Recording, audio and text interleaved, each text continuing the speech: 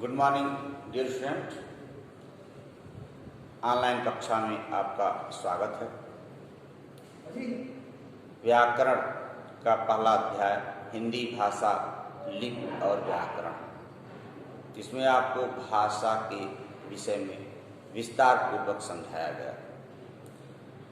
उसके बाद व्याकरण क्या है, व्याकरण शब्द की व्युत्पत्ति क्या है, उसका अर्थ क्या है, व्याकरण से हम और आप क्या समझते हैं, उसका महत्व क्या है, उसकी विशेषताएं, यह सब इस वीडियो के माध्यम से आप सब समझेंगे। देखिए, सर्वप्रथम व्याकरण जो शब्द है उसकी व्युत्पत्ति समझ लीजिए। वि शब्द का अर्थ है विशेष रूप से, आ शब्द जो है पूरी तरह से, और करण व्याख्या करना, मतलब विशेष रूप से पूरी तरह से किसी भी तथ्य को व्याख्यायित करना या व्याख्या करना। इसकी परिभाषा, व्याकरण वह शास्त्र है जिसके द्वारा हम किसी भी भाषा को के शुद्ध रूप का ज्ञान प्राप्त करते हैं। किसी भी भाषा के शुद्ध रूप का ज्ञान प्राप्त करते हैं, इसके माध्यम से, व्याकरण के माध्यम से। यह इसकी परिभाषा है व्याकरण की।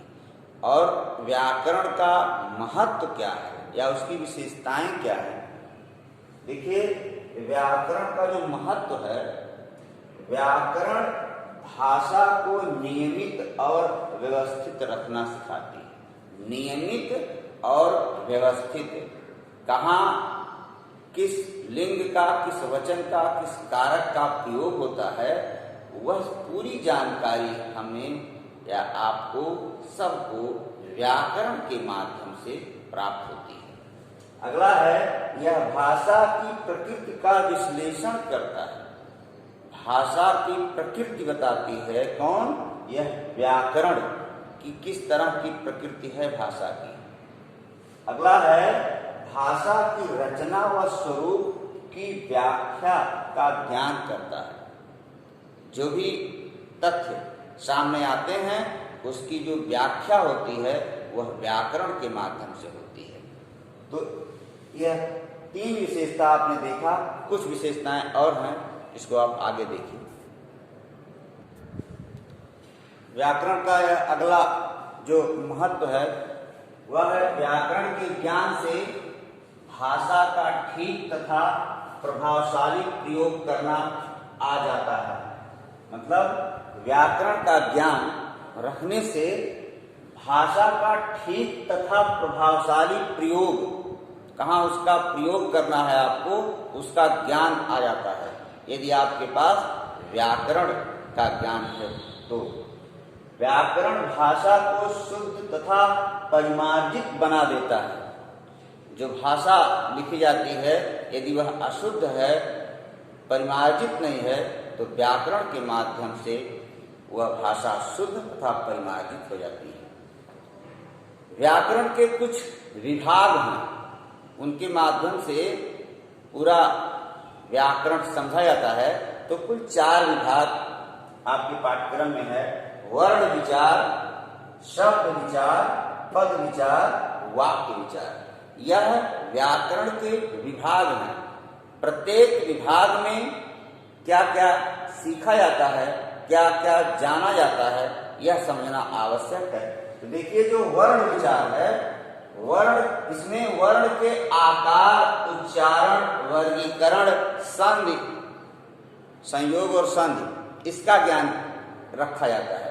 किस तरह से वर्ण का आकार बना हुआ है, किस तरह उसको उच्चरित करना है, उसके लिए कौन कौन से स्थान हैं, तो वह उच्चारण से संबंध रखता है, वह वर्ण विचार। फिर वर्गीकरण कैसे किया गया है वर्णों का, और संयोग और संधि। फिर पद, शब्द विचार में शब्दों के भेद, व्युत्पत्ति और रचना आदि पर विचार किया जाता है। अगला है पद विचार। पद विचार में संज्ञा सर्वनाम का किस तरह से पद में प्रयोग किया जाता है, उसके क्या नियम है उनको समझा जाता है। अगला है वाक्य विचार, वाक्य के भेद, उनके संबंध में और विराम चिन्ह, वाक्य विश्लेषण किस तरह से किया जाता है आदि के माध्यम से पूरे व्याकरण को हम इन 4 विभागों के माध्यम से समझते हैं। वर्ण विचार, शब्द विचार, पद विचार और वाक्य विचार। आइए आगे समझते हैं लिपि क्या है। देखिए लिपि किसे कहते हैं, लिपि को समझना आवश्यक है।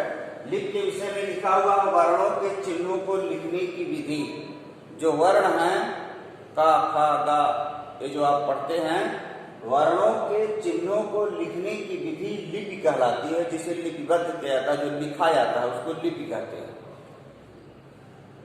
और बोली भाषा के क्षेत्रीय रूप को बोली कहते हैं। भाषा का जो क्षेत्र होता है वो बहुत व्यापक होता है, बहुत विस्तृत होता है, और बोली का क्षेत्र सीमित होता है। तो इस प्रकार से यह बोली हुआ, और भाषा और लिपि को आप समझिए, हिंदी और संस्कृत, इसके साथ साथ नेपाली और मराठी, गुजराती, ये सभी देवनागरी लिपि में जो है लिखी जाती है। लेकिन अरबी, उर्दू, फारसी या फारसी लिपि में लिखी जाती है, और पंजाबी गुरमुखी लिपि में लिखी जाती है। यह लिपियों के लिखने, भाषाओं को किस लिपि में लिखा जाता है वह लिपियों के माध्यम से पता चलता है। देवनागरी लिपि का विकास जो है ब्राह्मी लिपि से हुआ है। इसके बाद और संस्कृत, हिंदी संस्कृत जो हम पढ़ते हैं वह सब ब्राह्मी लिपि से आया है। लेकिन लिखा किस में जाता है यदि पूछा जाए तो देवनागरी लिपि में लिखा जाता है। हिंदी भाषा का जो महत्व है वो बहुत ज़्यादा है।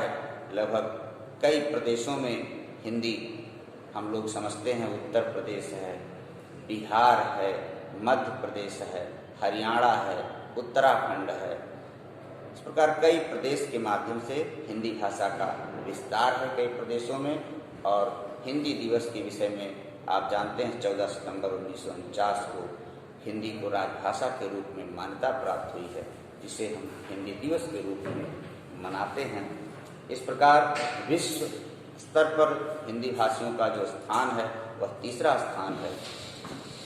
और इसके जो शब्द संपदा है, यदि उस पर बात करें तो कई विदेशी भाषाओं का हिंदी में आगमन हुआ है, चाहे वह पुर्तगाली हो, डच हो, रूसी हो, इसके बाद में अंग्रेजी, अरबी, फारसी, बहुत सी भाषाओं से हिंदी की जो शब्द संपदा है वह समृद्ध है।